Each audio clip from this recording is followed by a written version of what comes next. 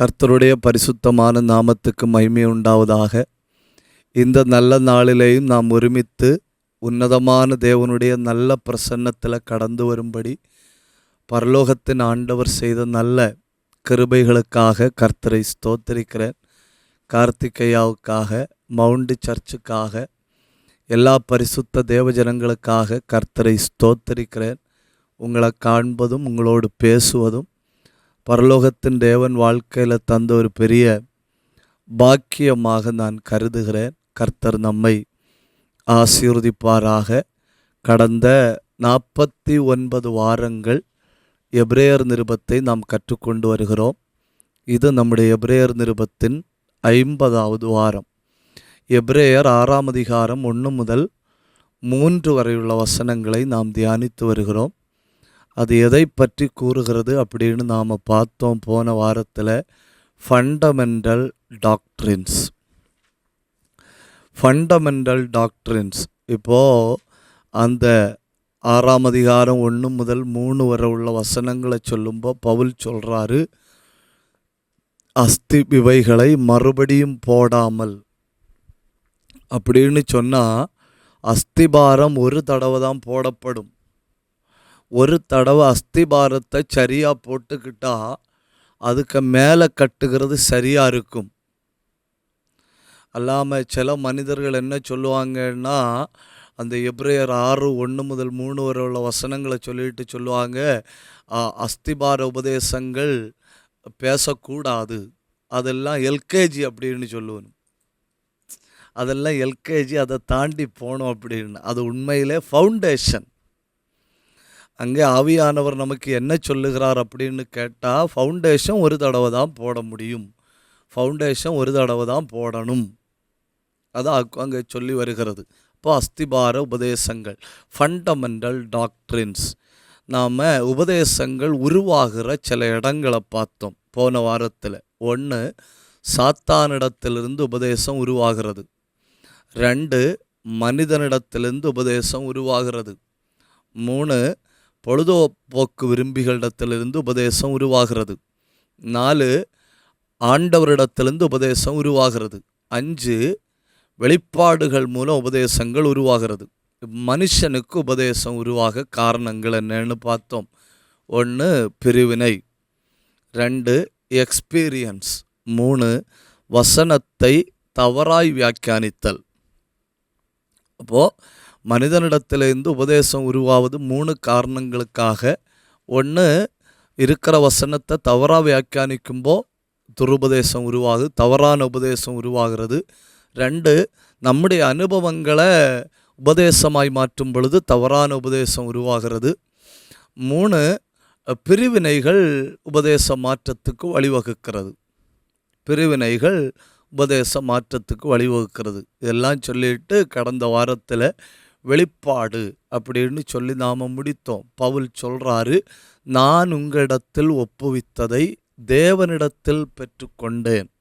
அப்போ எனக்கு இது எப்படி கிடைச்சது? எனக்கு இது ரெவலேஷன் வழியாக கிடைத்தது, வெளிப்பாடு வழியாக கிடைத்தது அப்படின்னு அந்த வார்த்தையை சொல்லி நாம் முடித்து கொண்டோம். இன்றைக்கி நாம் தொடர்ச்சியாக தியானிக்க தொடங்குகிறோம். ஃபண்டமெண்டல் டாக்ட்ரின்ஸ் ரொம்ப முக்கியமான சப்ஜெக்டாக்கும். நீங்கள் எல்லாரும் தயவு செஞ்சு கவனிக்கணும். ஏன்னா மேனர் ஆஃப் டாக்ட்ரின் அப்படின்னு சொல்லி ஒன்று உண்டு. ரோமர் 6ஆம் அதிகாரம் 17வது வசனத்தில் ஆக்கும்போது சொல்லியிருக்கு. அதாவது இந்த பூமியில் இருந்து ஆசரிப்பு கூடாரம் ஒரு நிழல், அதனுடைய நிஜம் பரலோகத்தில். ஆராதனை முறைகள் எல்லாமே நிழல், ஒரிஜினல் பரலோகத்தில். அப்படின்னா பரலோகத்தில் இருக்கிற மாதிரியின்படி பூமியில் இருக்கணும், அங்கே இருக்கிற மாதிரியின்படி. இப்போ நான் ஒரு காரியத்தை கீழ்ப்படிஞ்சேன்னு வைங்க, நான் ஒரு காரியத்தை கீழ்ப்படிஞ்சு நான் அதில் தேறிட்டேன், ஆனால் அது பரலோகத்தின் தெய்வத்தினுடைய சட்டத்தில் இல்லைன்னா அதனால் எந்த பிரயோஜனமும் இல்லை.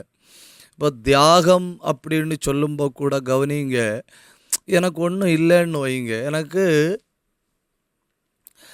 நல்ல சாப்பாடு இல்லை, நல்ல வஸ்திரம் இல்லை, ஒரு ஒரு ஒரு உயர்தர வாழ்க்கை இல்லைன்னு வைங்க, அது தியாகம் கிடையாது. அது தியாகம் கிடையாது. அது என்னுடைய வாழ்க்கை முறை. அது என்னுடைய வாழ்க்கை முறை. எனக்கு அப்படி தான் சாப்பாடு கிடைக்குது, எனக்கு அப்படி தான் ட்ரெஸ் போட முடியுது, எனக்கு அப்படி தான் பிரயாணம் பண்ண முடியுது. அது தியாகம் அல்ல, அது வாழ்க்கை முறை. ஆனால் எல்லாம் அனுபவிக்க வாய்ப்பிருந்தும், எல்லாம் அனுபவிக்க திராணி இருந்தும் அதை கிவ் அப், அதை ஒதுக்கி வைக்கிறதுக்கு பேராகும் தியாகம். உங்களுக்கு புரியுதுன்னு நம்புகிறேன். எனக்கு ஒன்றும் இல்லாததுனால நான் தியாகம் சகிக்கிறேன் என்பது தியாகம் அல்ல. எனக்கு உண்மையில் எனக்கு ஒன்றும் இல்லை, அப்புறம் தான் எப்போங்க தியாகம் சகிக்க. ஆனால் எல்லாம் இருக்குது, வாய்ப்புகள் இருக்குது. அந்த வாய்ப்புகள் இருந்தும் அதை நான் ஒதுக்கிட்டு தேவ நாமத்துக்காக சகிக்கிறதுக்கு பேராக்கும் தியாகம். அப்போது வாழ்க்கை முறையில் வருகிற கஷ்டம் வேற, தெய்வ நாமத்துக்காக வருகிற வேதனை வேற. வாழ்க்கை முறையில் வருகிற துன்பம் சங்கடம் என்பது அவங்களுக்குள்ள வருமானத்தை பொறுத்தது, அவங்க சூழ்நிலையை பொறுத்தது, அவங்க ஃபேமிலி பேக்ரவுண்டை பொறுத்தது. உதாரணம் நான் சொல்லித்தாரேன். இப்போ நான் உங்கள்கிட்ட சொல்கிறேன், 30 ஆண்டுகளுக்கு முன்பு நான் ஒரு நேர உணவுக்கு பாடுபட்டு கொண்டிருந்தேன் அப்படின்னு சொல்லும்போது, 30 ஆண்டுகளுக்கு முன்பு மேக்சிமம் மனிதர்களும் ஆகாரத்துக்கு பாடுபட்டு கொண்டு தான் இருந்திருப்பார்கள். அன்னைக்கு ஆகாரம் ஒரு பிரச்சனை தானே, எதையாவது சாப்பிடணும். இன்னைக்கு எதை சாப்பிடுவது என்பதுதான் பிரச்சனை. அன்னைக்கு எதையாவது சாப்பிடணும், சாப்பிடக்கு இல்லை. இன்னைக்கு அப்படி இல்லை. இன்னைக்கு பீரோவை பிரிட்ஜை திறக்கும்போது நமக்கு தலை சுற்றுது, இதில் எதை சாப்பிட. இப்போ வாழ்க்கை முறை என்பது வேறு, தியாகம் என்பது வேறு. எந்த காரியத்தை, எந்த சட்டத்தை, எந்த காரியத்தை நம்ம பின்பற்றினாலும் நம்ம தயவு செய்து புரிந்து கொள்ள வேண்டியது, இது வேதாகமத்தில் சொல்லப்பட்டிருக்கிறதா, அதாவது மாதிரி சட்டம், த மேனர் ஆஃப் டாக்ட்ரின். இங்கே நான் கீழ்ப்படுகிற காரியமும் பரலோகத்தின் தேவன் எழுதியிருக்கிற காரியம் ஒத்துப்போணும்.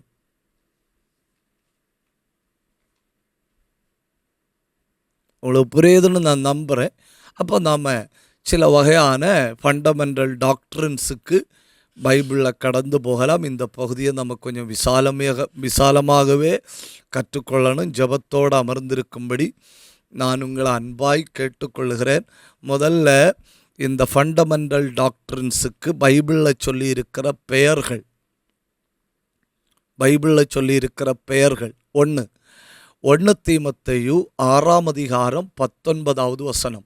1 தீமோத்தேயு 6:19. அங்கே என்ன சொல்லுகிறீமா? நல்ல ஆதாரம். இங்கிலீஷில் லே எ குட் ஃபவுண்டேஷன்.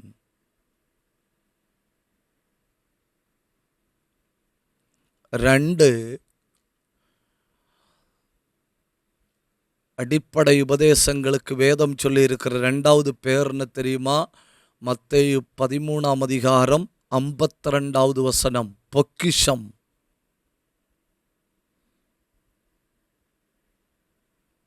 பொக்கிஷம். இப்போ 1 நல்ல ஆதாரம், குட் ஃபவுண்டேஷன். 2 பொக்கிஷம், மத்தேயு 13:52. 3 பயிர்கள் மேல் பெய்கிற மழை. உபாகமம் 32:2. அப்போ உபதேசம் இல்லை என்றால் there is an unset drought.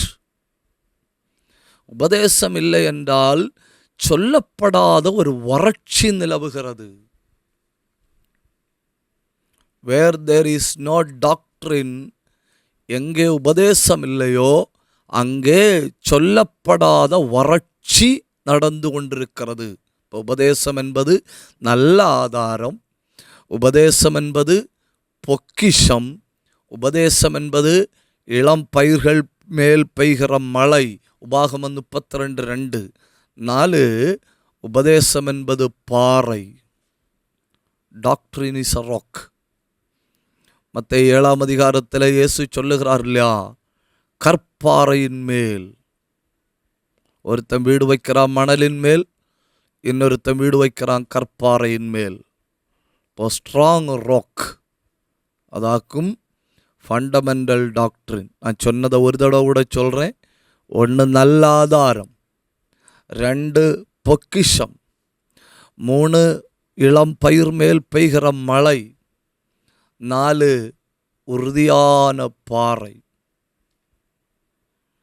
இப்போ நீங்கள் ஒன்று யோசிச்சு பாருங்க. சில நேரம் எல்லாம் இந்த ஒரு அரசியல் கட்சியில் எலெக்ஷனுக்கு நின்று வெற்றி பெற்ற ஆளை இன்னொரு கட்சிக்காரங்க விலைக்கு வாங்குறாங்க.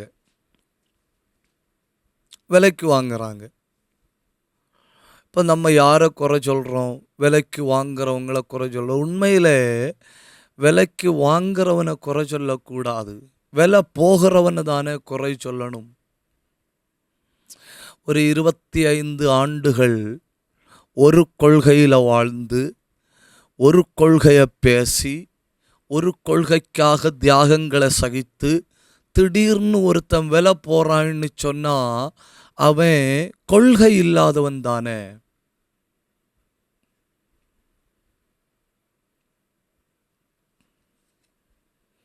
அஞ்சு காரியங்கள் ஆபத்து. நீங்கள் தயவு செஞ்சு நோட் பண்ணி வைக்கணும். 5 காரியங்கள் பயங்கர ஆபத்து. 1, எஜுகேஷன் வித்தவுட் எத்திக்ஸ்.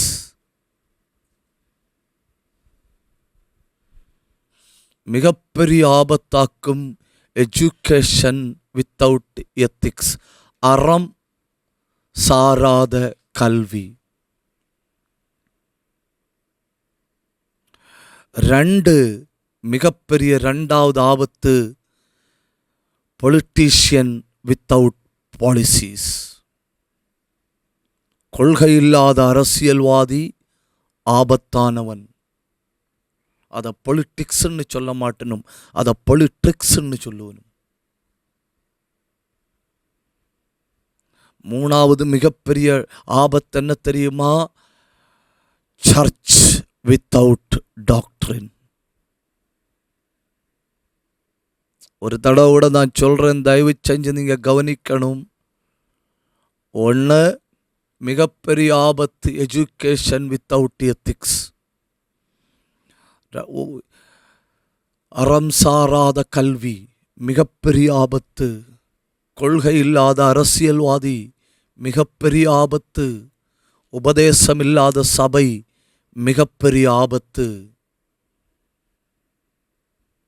மணி வித்தவுட் மொராலிட்டி.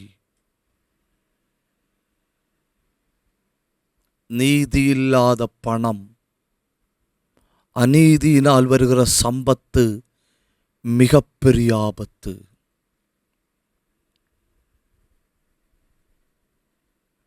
இதெல்லாம் இந்த காலத்தில் உண்மையில் இந்த எல்லா காலத்தை விட இந்த காலத்தில் தான் நம்ம இதெல்லாம் பயங்கரமாக பார்க்க முடிகிறது.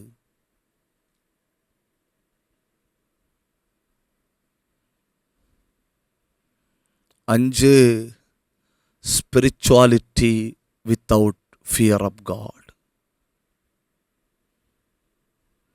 நீங்கள் நோட் பண்ணி வைக்கணும், தயவு செஞ்சு நோட் பண்ணி வைக்கணும். 5 ஆபத்துகளாக்கும். 1, அறம் இல்லாத கல்வி.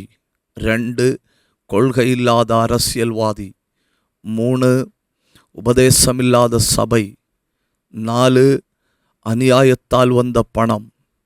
5, தேவபயம் இல்லாத ஆத்மீகம்.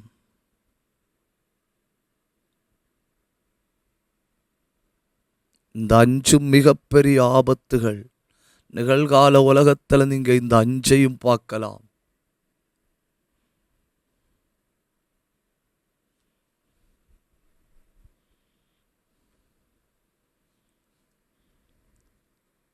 சரி, உபதேசம் இல்லாத சபை ஆபத்தானது. ஒரு தடவை கூட அந்த வார்த்தையை சொல்லிட்டு நான் போகிறேன். Church without doctrine is dangerous.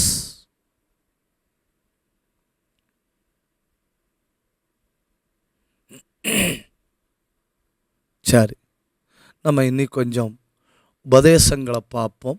கொஞ்சம் உபதேசங்களை பைபிளில் இருந்து பார்த்துட்டு அப்புறம் இந்த உபதேசங்களுக்கு பைபிளில் என்னெல்லாம் பேரபோலிக் நெய்ம்ஸ், உபதேசங்களுக்கு பைபிளில் சொல்லியிருக்கிற உவமை பெயர்கள் என்னன்னு பார்க்கலாம்.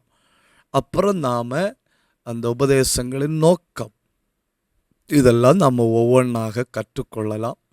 முதல்ல பைபிளில் உள்ள முதல் டாக்ட்ரின், ஃபஸ்ட்டு டாக்ட்ரின், பைபிளில் உள்ள முதல் உபதேசம் என்னன்னு கேட்டிங்கன்னா த மோஸ்ட் ஃபண்டமெண்டல் டாக்ட்ரின், பைபிளில் மிக அடித்தளமான உபதேசம் என்னன்னு கேட்டால் doctrine of the fear of God, தேவ பயத்தின் உபதேசம்.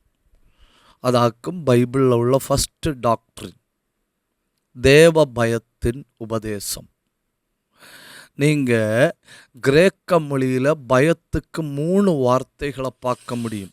ஒன்று ஃபோபியா, அது ஒரு வேளை நீங்கள் கேள்விப்பட்டிருக்கலாம், சைக்காலஜியில் கேள்விப்பட்டிருக்கலாம் ஃபோபியா. ரெண்டாவது சொல்லியிருக்கிற கிரேக்க வார்த்தை டேலியா. மூணாவது சொல்லியிருக்கிற கிரேக்க வார்த்தை பேரனோய்யா. இது 3மே பயத்துக்கு சொல்லியிருக்கிற கிரேக்க வார்த்தைகள். ஆனால் 3மே 3 வகையான பயங்களை காட்டுகிறது. நீங்கள் ஆதியாகமம் 3ஆம் அதிகாரம் 10வது வசனத்தை பாருங்க. பாவம் செய்தவன் பயந்தான். இப்போ பாவம் செய்தவனுக்குள்ள எப்போ ஒரு பயம் இருந்து கொண்டே இருக்கும். அது அவுட் ஆஃப் ரெஃபரன்ஸ் இல்லை, பக்தியினால் பயபக்தியினால் வருகிற பயம் அல்ல.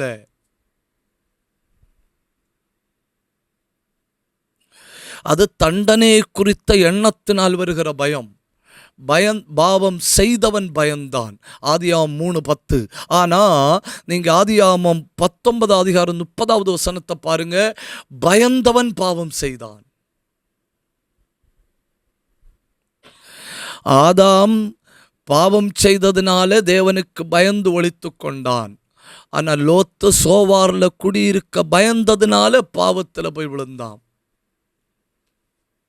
அப்போ ஒரு வகை பயம் பாவத்தை செய்ய வைக்கிறது, ஒரு வகை பாவம் பயத்தில் தள்ளிவிடுகிறது. தேவ பிள்ளைகளுக்கு இருக்க வேண்டியது என்ன? ஃபியர் ஆஃப் த லார்ட், தெய்வ பயம். நீங்கள் அதை தெளிவாக உணர்ந்து கொள்ளும்படி நான் பைபிளில் இருந்து ஒரு பகுதியை உங்களுக்கு சொல்லித்தரேன். அப்போ உங்களுக்கு தெளிவாக புரியும் இது எவ்வளவு முக்கியமான உபதேசம் என்று. 2 ராஜாக்கள் 17ஆம் அதிகாரத்தை நீங்கள் வாசிக்கும்போ அசீரியர்கள் தேவ ஜனங்களை சிறைபிடித்து கொண்டு போகிறார்கள். அசீரியர்கள் தேவஜனங்களை சிறைபிடித்து கொண்டு போய் 22 ராஜாக்கள் 17:25 சிறைபிடித்து கொண்டு போய் தங்கள் நாட்டில் தங்க வைக்கிறார்கள். தங்கள் நாட்டில் தங்க வைக்கும்போ அங்கே ஒரு பெரிய பிரச்சனை வருது. அங்கே என்ன பிரச்சனை வருது? இவர்கள் குடியிருக்கிற இடத்துல சிங்கம் வருகிறது. சிங்கம் அல்ல, சிங்கங்கள் வருகிறது. இவங்க குடியிருக்கிற இடத்துல சிங்கங்கள் வருது.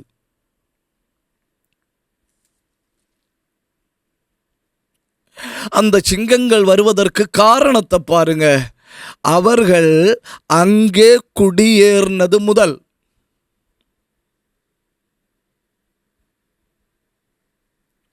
கர்த்தருக்கு பயப்படாதே போனதினால் கர்த்தர் அவர்களுக்குள்ள சிங்கங்களை அனுப்பினார். அது அவர்களில் சிலரை கொன்று போட்டது. ஒன்று யோசிச்சு பாருங்க.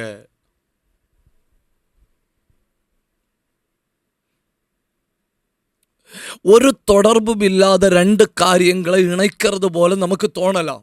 கண்டிப்பாக நமக்கு அப்படிதான் தோணும். லாஜிக்காக யோசிக்கிறவங்களுக்கு கண்டிப்பாக அப்படிதான் தோணும். சிங்கம் வாரதுக்கும் தெய்வ பயத்துக்கும் என்ன தொடர்பு இருக்கு?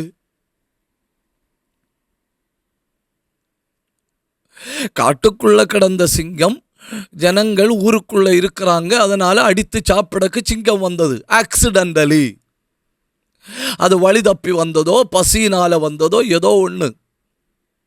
ஆனால் அங்கே அப்படி ஆக்சிடென்டலின்னு சொல்லலை. அங்கே என்ன சொல்லி இருக்கு? அவர்களுக்குள்ளே சிங்கங்கள் வந்தது. அவர்களுக்குள்ள சிங்கங்கள் வந்ததுன்னு சொல்வதற்கு பயன்படுத்தின வார்த்தையை பார்த்தீங்களா? அனுப்பினார்.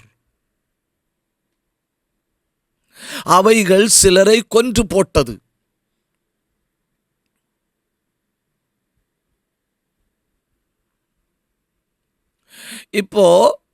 இப்போ புதுசா வந்த ஜனங்கள் இங்க தங்கி இருக்கிறாங்க. இங்க சிங்கம் வந்து இப்போ ஏற்கனவே அங்க குடியிருக்கிறாங்க இல்லையா? இப்போ அரெஸ்ட் பண்ணி கொண்டு போகப்பட்ட கைதிகள், அடிமைகள் தங்கி இருக்கிற இடத்துல சிங்கம் வந்தாச்சு. இப்போ ஆல்ரெடி அங்க குடியிருக்கிறாங்க இல்லையா? அந்த தேசத்தின் ஜனங்கள் ராஜாவிடத்தில் போய் சொல்றாங்க. அந்த வார்த்தையை நீங்க கொஞ்சம் கவனிக்கணும். என்ன? அப்பொழுது ஜனங்கள் அசீரிய ராஜாவை நோக்கி, 26வது வசனம், நீர் இங்கே இருந்து அனுப்பி சமரியாவின் பட்டணத்தில் குடியேற்றுவித்த ஜாதிகள் அந்த தேசத்து தேவனுடைய காரியத்தை அறியாதபடியால்.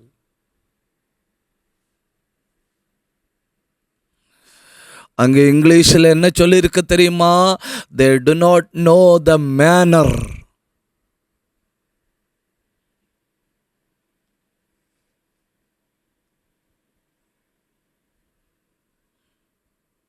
அவர்களுக்கு அந்த தேவனுடைய காரியம் தெரியாது, அதனால் சிங்கத்தை அனுப்பினார்னு சொல்லி ராஜாவிடத்தில் போய் முறையிடுறாங்க. உடனே ராஜா என்ன சொல்றாருன்னு பாருங்க. அதற்கு அசீரிய ராஜா, நீங்கள் பிடித்து கொண்டு வந்ததில் ஒரு ஆசாரியன் அங்கே கொண்டு போங்க. அங்கே கொண்டு போய் அவன் அவர்களுக்கு அந்த தேசத்து தேவனுடைய காரியத்தை போதிப்பிக்க கடவன். வசனம் 28. அப்படி அவர்கள் சமாரியாவிலிருந்து கொண்டு போயிருந்த ஆசாரியர்களில் ஒருவன் வந்து பெத்தேலிலே குடியிருந்து கர்த்தருக்கு பயந்து நடக்க வேண்டிய விதத்தை அவர்களுக்கு போதித்தான்.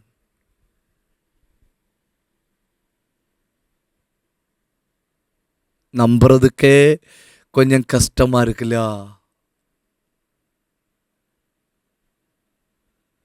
ஆசீர்வாதத்தை போதிக்கும்படி ஆட்களை கூப்பிடுறோமே, தீர்க்க தரிசனம் சொல்லும்படி ஆட்களை கூப்பிடுறோமே, அடையாள அற்புதங்களோட ஊழியம் செய்யும்படி ஆட்களை கூப்பிடுறோமே,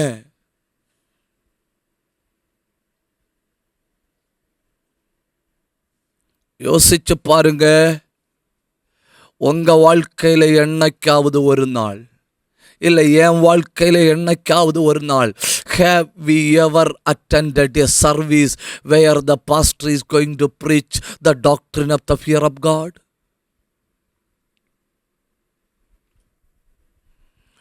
இந்த கூட்டத்தில் பிரச்சனையிலிருந்து வெளியே வருவது எப்படி என்று போதிக்கப்படும். இந்த கூட்டத்தில் கட்டுகளை அவிழ்ப்பது எப்படி என்று போதிக்கப்படும்.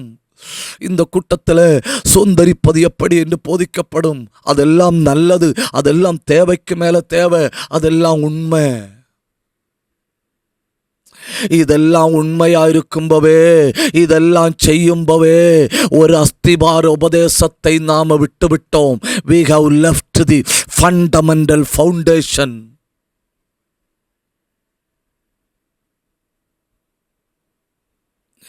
நீங்க எங்கேயாவது கேள்விப்பட்டிருக்கீங்களா?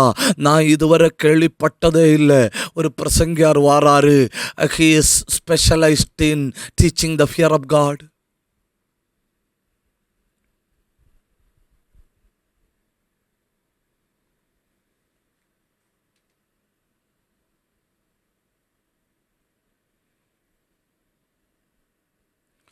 ஒரு பிரபலமான கூட்டத்துக்கு ஒரு பிரசங்கியாரை கூப்பிட்டணும்.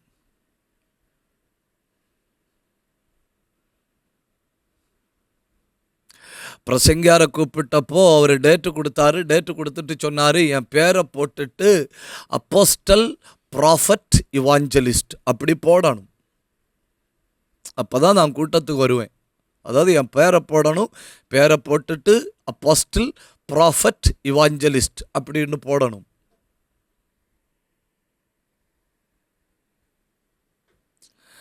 இவங்க சரின்னு சொல்லி நோட்டீஸ் அடித்தாங்க. நோட்டீஸ் அடித்து அப்போஸ்தலர், தீர்க்கதரிசி, சுவிசேஷகர்னு போட்டால் கண்டத்துக்கு அப்புறம் போகுது.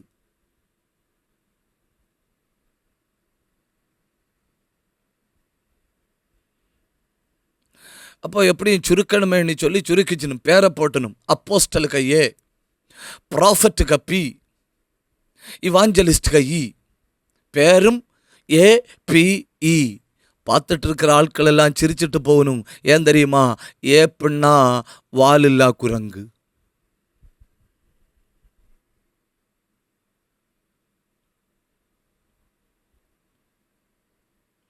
நம்மிடையே குறைந்து வருகிறார்கள்னு சொல்ல முடியாது.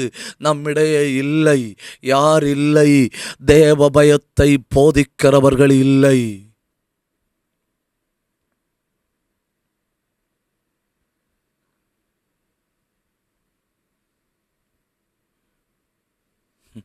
ஃபவுண்டேஷன் போடும்போ ஒரு பக்கம் சமநிலை இல்லாமல் இருப்பதும் இன்னொரு பக்கம் குண்டாயிருப்பதும் ஆபத்து. எப்படி அதுக்கு மேலே கட்ட முடியும்?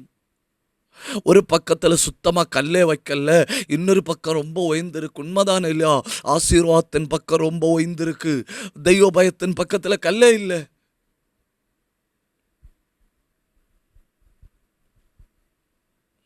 சிங்கத்தை பற்றின பயம் இருக்கு, இயற்கை சீற்றத்தை பற்றின பயம் இருக்கு, நோயை பற்றின பயம் இருக்கு, பேயை பற்றின பயம் இருக்கு, எதிர்காலத்தை பற்றின பயம் இருக்கு. எல்லாம் சரீர சம்பந்தமான எல்லா பயமும் இன்னைக்கு நமக்கு தேவைக்கு மேலே இருக்கு.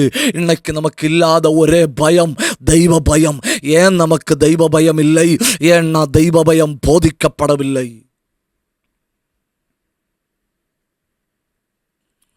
ஒரு பிரச்சனை வருதுன்னு சொன்னப்போ அந்த பிரச்சனையின் அடித்தட்டை நாம் ஆராய்ந்து பார்க்கிறோம். ஆராய்ந்து பார்த்துட்டு இன்னைக்கு வர ஒரு ஆள் கூட எனக்கு இந்த பிரச்சனை தெய்வ பயம் குறைந்ததினால் வந்ததுன்னு ஒரு ஆள் கூட கண்டுபிடிச்ச ரிசல்ட் சொல்லல. ஆனால் அவங்களுக்கு தெரியுது சிங்கங்கள் வருகிறது. சிங்கங்கள் வந்ததற்கு காரணம் என்ன? we have a manner of life. நமக்கு ஒரு வாழ்க்கை முறை உண்டு. கிருபை பெற்ற, வேதத்தை கையில் எடுக்கிற, தெய்வத்தை சேவிக்கிற, தெய்வத்தை ஆராதிக்கிற தெய்வ பிள்ளைகளுக்கு ஒரு வாழ்க்கை முறை உண்டு. வாழ்க்கை முறை உண்டு. நீங்க தப்பா நினைக்கப்படாது. நம்மள பைபிள் என்ன சொல்லு தெரியுமா? அம்பாசடர்ஸ் ஆஃப் கிரைஸ்ட், கிறிஸ்துவின் ஸ்தானாபதிகள்.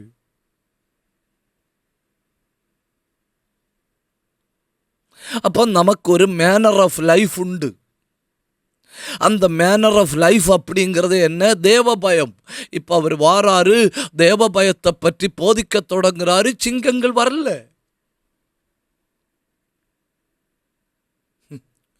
எங்கிருந்தோ ஏவப்பட்டு புறப்பட்டு வருகிற அந்த பொல்லாத சிங்கத்தை கட்டுகிறேன் அப்படி இல்லை. எங்களை மொத்தமா அழிக்கும்படி சத்துரு சிங்கமாய் புறப்பட்டு வருகிறான் அப்படி இல்லை. அனுப்பினதே கர்த்தர். நிகழ்கால ஆவிக்குரிய உலகத்தின் மிகப்பெரிய பிரச்சனை spirituality without fear of God. ஆவிக்குரியவன் என்று பெயர் பெற்றவன் துன்மார்க்கன் செய்கிற எல்லா காரியத்தையும் துன்மார்க்கனை விட தைரியமா துணிஞ்சு செய்கிறான்.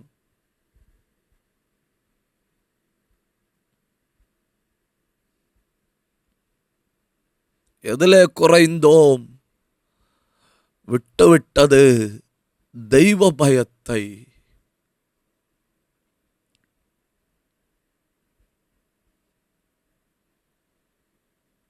ஆராதனைன்னா கூட என்ன யோசிச்சு பாருங்க. பயத்தோடு கர்த்தரை சேவியுங்கள், நடுக்கத்தோடு களி கூறுங்கள். இப்போ பயமும் நடுக்கவும் ஆனந்தமும் கலந்தது ஆராதனை.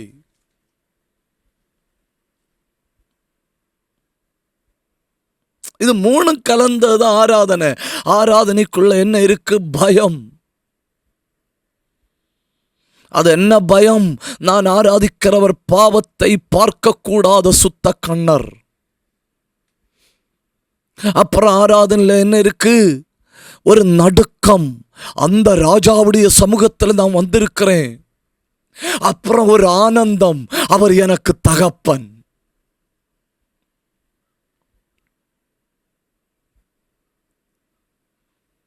பார்த்தீங்களா?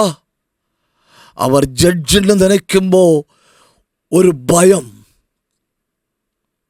அவர் கிங்குன்னு நினைக்கும்போ ஒரு நடுக்கம், அவர் தகப்பேன்னு நினைக்கும்போ ஒரு ஆனந்தம். அப்போ ஒரு ஆராதனையில ஒரே நேரத்தில் நான் அவரை நியாயாதிபதியாக, ராஜாவாக, தகப்பனாக உணர்கிறேன். That is the ingredients of worship. அதுதான் ஆராதனையின் ஆழ்ந்த உள்ளடக்கம்.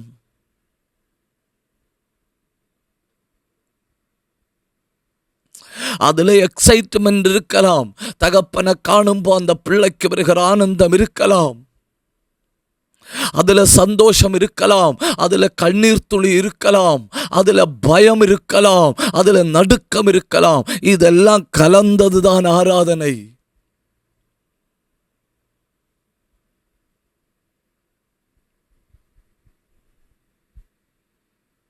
இப்போ இன்னைக்கு நம்ம ரொம்ப மிஸ் பண்ணுறோம். என்ன இன்னைக்கு நம்ம ரொம்ப மிஸ் பண்ணுறது?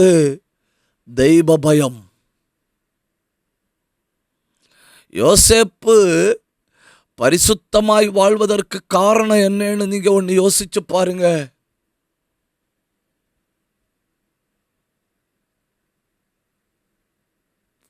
ஒரு ஆங்கில சென்டென்ஸை சொல்லிட்டு நான் முன்ன போறேன்னு, shun the bait rather than struggling in the snare.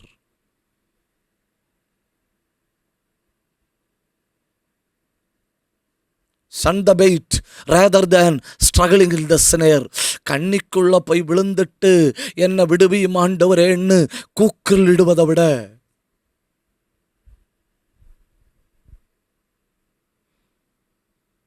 கண்ணிக்குள்ள விழுவதற்கு முன் கவனமா இருப்போம் நல்லது. யோசேப்பு ஒன்று பாருங்க. வாய்ப்பு 1 தனிமை, வாய்ப்பு 2 ஸ்மார்ட்,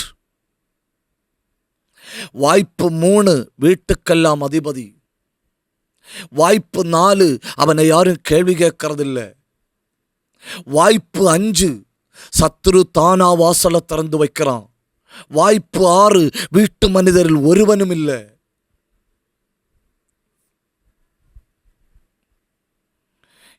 யோசேப்பு சொன்ன ஒரு வார்த்தை என்ன தெரியுமா? தேவனுக்கு முன்பாக.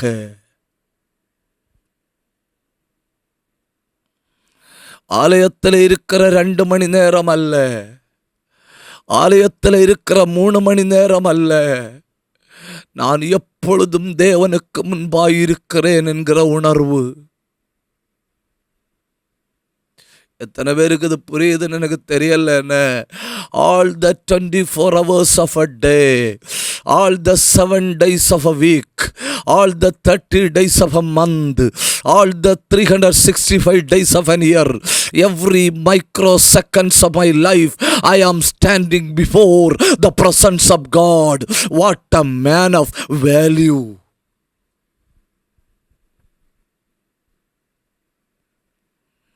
நான் ஆலயத்தில் இருந்தாலும் தேவனுக்கு முன் நின்று கொண்டிருக்கிறேன், நான் வீட்டில் இருந்தாலும் தேவனுக்கு முன் நின்று கொண்டிருக்கிறேன், நான் வேலை செய்கிற இடத்துல இருந்தாலும் தேவனுக்கு முன் நின்று கொண்டிருக்கிறேன், நான் தனிமையாக இருந்தாலும் தேவனுக்கு முன் நின்று கொண்டிருக்கிறேன், நான் பயணம் செய்து கொண்டிருந்தாலும் தேவனுக்கு முன் நின்று கொண்டிருக்கிறேன், ஊழியம் உள்ள பொழுதும் ஊழியம் இல்லாத பொழுதும் நான் தேவனுக்கு முன் நின்று கொண்டிருக்கிறேன். அந்த ஒரு உணர்வு அதாக்கும் doctrine of the fear of God, தெய்வ பயத்தின் உபதேசம் உள்ளே போகும்போ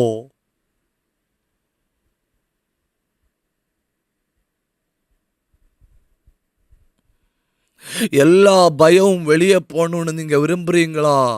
எல்லா பயமும், எதிர்கால பயம், மரண பயம், தனிமை பயம், பணத்தை பற்றின பயம், சரீரத்தை பற்றின பயம், பலவீனத்தை பற்றின பயம், வீட்டை பற்றின பயம், வாழ்க்கையை பற்றின பயம், எல்லா பயமும் உங்களை விட்டு நிரந்தரமா வெளியேறணும்னு நீங்க விரும்பினால் உங்களுக்குள்ள ஒரு பயம் வரணும். அது என்ன பயம் தெரியுமா?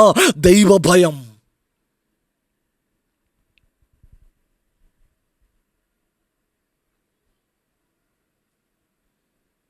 That is the most important fundamental doctrine. அதாக்கும் மிக முக்கியமான அடிப்படை உபதேசம்.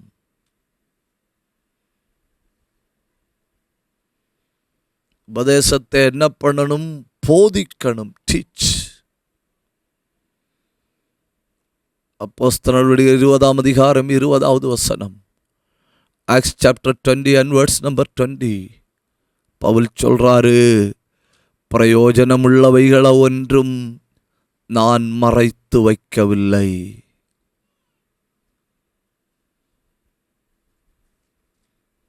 நான் ஒரு நிமிடம் யோசிக்கிறேன். பவுலே, நீ பிரயோஜனம் உள்ளவைகள்னு சொல்றது எதை? வீட்டையா? நல்ல வாழ்க்கை முறையா? நல்ல வாகனத்தையா? நீ எதை ப்ராஃபிட்டபிள்னு சொல்ற? பவுல் என்ன பதில் சொல்லி இருப்பார் தெரியுமா? எட்டர்னலி பெனிஃபிட்டட், நித்திய ஜீவனுக்கு பிரயோஜனமுள்ள ஒன்றையும் நான் மறைத்து வைக்கவில்லை. இப்போ தேடி ஆராய்ந்து பார்க்கணும். 84 வயதுள்ள ஒரு மனிதன் மரிக்கிறாரு. சாகிற நேரத்தில் தன் பிள்ளை, பிள்ளைக்கு எப்படியும் 60 வயசு இருக்கும், தன் பிள்ளைய கூப்பிட்டு சொல்றாரு, bring me that book. அவர் எப்போ bring me that bookன்னு சொன்னாலும் உடனே பைபிளை எடுத்து கொடுப்பணுமா. சாக போகிற நேரத்தில் உட்கார்ந்து வாசிக்கிறாரு. பிள்ளைகளும் பேர பிள்ளைகளும் கேட்குது, இப்போவாவது கொஞ்சம் இளைப்பாறுதலாக மறிக்கப்படாதான்னு. என்ன தேடுறீங்க? அவர் என்ன சொன்னாரான் தெரியுமா? Is there anything that I have missed? இதில் ஏதாவது ஒன்று நான் விட்டுருக்கனா? இதில் இன்னும் நான் செய்ய வேண்டியதாவது இருக்கான்னு நான் தேடி பார்க்குறேன்.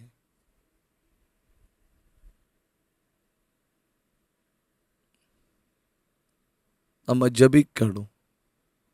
எனக்கு தெய்வ பயம் வேணும். நான் தேவனுக்கு முன் நிற்கிறேன் என்கிற உணர்வு எனக்கு வேணும்.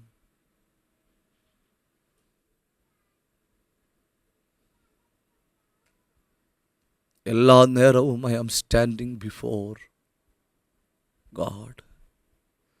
நிகழ்கால சந்ததிகளின் மிகப்பெரிய பிரச்சனை தெய்வ பயம் இல்லை.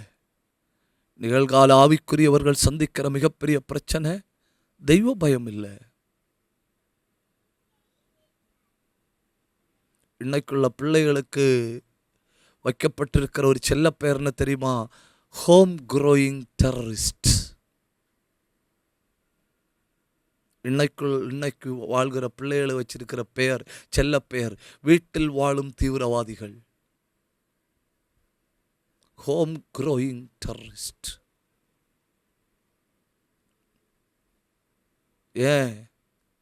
ஏன்னா தெய்வ பயம் போதிக்கப்படவில்லை.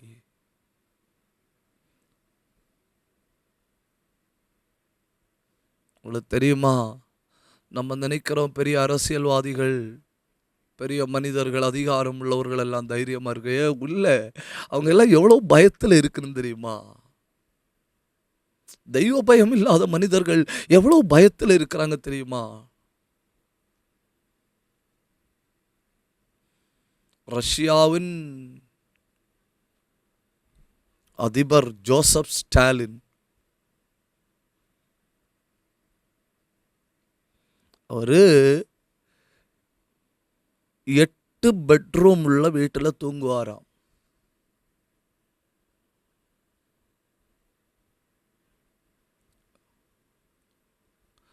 மனைவிட்ட சொல்லுவாரா, நான் இன்ன அறையில் படுக்க போறேன். கூட இருக்கிற சோல்ஜர்கிட்ட சொல்லுவாரா, நான் இன்ன அறையில் படுக்க போறேன். அவர்களெல்லாம் வெளியே என்ன தைரியமான மனிதர்கள் இல்லையா? ஆனால் என்ன பண்ணுவாராம் தெரியுமா? ராத்திரி ஒரு அறையில் படுத்துட்டு அடுத்த அறை கிளம்பி போவாராம். அங்கே படுத்துட்டு அடுத்த அறை கிளம்பி ஒரு ராத்திரி 8 அறைகளில் தூங்குவாராம்.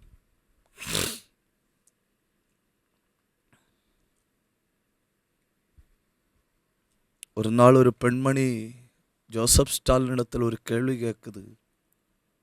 என்னைக்காவது ஜனங்கள் உணர்வடைந்து, அதுதானே அரசியல்வாதிகள் என்ன பண்ணுறாங்க, நம்மளை மயக்கி வைக்கிறாங்க. ஜாதியின் பேராலோ மதத்தின் பேராலோ ஏதாவது ஒரு பெயரால் நம்ம மயக்கப்படுறோம்.